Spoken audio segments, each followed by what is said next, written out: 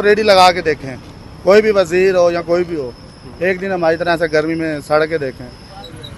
बस उनको यही कह के देते, चुप करा देते हैं, बेटा कोई मसला नहीं, कल ले आऊँगा आपके लिए इंशाल्लाह।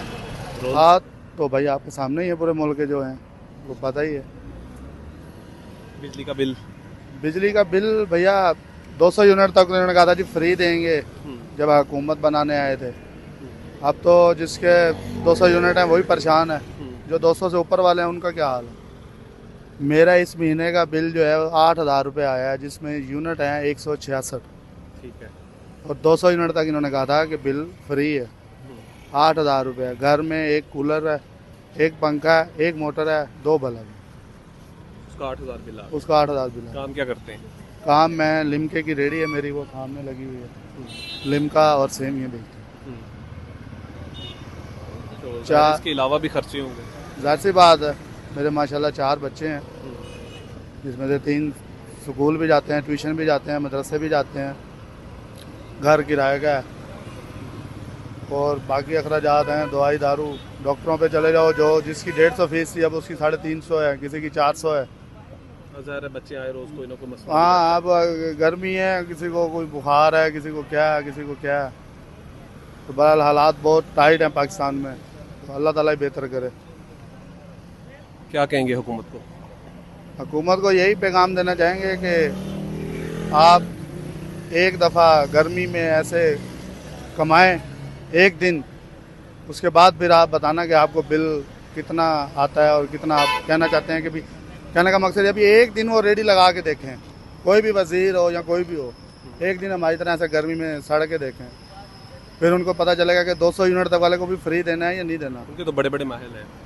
महल हैं तो वो हमारी कमाई से है ना, उनकी अपनी कमाई से कहाँ। हम हर चीज़ पे टैक्स देते हैं। लेना माचिस की डब्बी लेने जाओ 5 रुपए की है, उस पर 1 रुपये गवर्नमेंट टैक्स है। साबुन लेने जाओ उस पर गवर्नमेंट का टैक्स है। बिलों में इतने इतने टैक्स हैं। जो चीज़ हम इस्तेमाल भी नहीं करते उसके भी टैक्स हैं। टेलीविज़न मेरे घर नहीं है, टीवी नहीं है, लेकिन मैं टीवी का टैक्स पे कर रहा हूँ। जो चीज़ें मैं इस्तेमाल ही नहीं कर रहा उसके भी मैं टैक्स पे कर रहा हूँ। ज़ाहिर है कि बच्चों की ख्वाहिश भी होती है, जाहिर सी बात है, शाम को कुछ खाना, कुछ ये चीज़ें, अब कैसे मैनेज होता है? बस उनको यही कह के देते, चुप करा देते हैं, बेटा कोई मसला नहीं, कल ले आऊँगा आपके लिए इंशाल्लाह। रोना आता है? रोना क्या कहेंगे, हुकूमत ने रुला दिया बस। अल्लाह ताला पूछेगा इनको, हमारी तो यही दुआ है अल्लाह ताला से। वो कहते हैं कि अब तो सब कुछ ठीक हो गया। कहाँ ठीक हुआ है, क्या ठीक हुआ, कुछ भी ठीक नहीं हुआ। अगर यही हालात ये रहे तो गुलाम क्या मुल्क बनेगा? है। यही हालात रहे तो बस वो फिर जो इनका नारा है कि हम गरीब ख़त्म कर देंगे, तो गरीब ऐसे ही ख़त्म होगा भाई।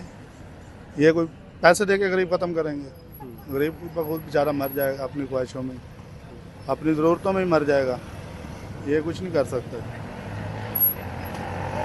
हमारी तो इनसे यही है कि आपने जितना खाना है, जितना जितना लूटो, खुल के लूटो, ड्रामे नहीं करो कि हम 200 यूनिट वाले को टैक्स नहीं लगाएंगे, हर चीज़ में आटा सस्ता कर देंगे। जो आटा हम खाते हैं इनको बोलो एक दिन खा के दिखाएं, नहीं खाएंगे ये लोग, कभी भी नहीं खाएंगे। इनके मुलाजम भी ये आटा नहीं खाते होंगे, ये तो पानी नहीं पीते।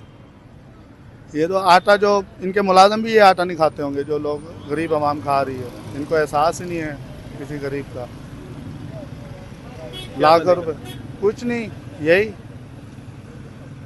आवाम कहाँ जाएगी, यही करेगी, चोरियाँ डकैतियाँ करेगी, और क्या करेगी आवाम। क्राइम वैसे बड़ा बढ़ गया मुल्तान में।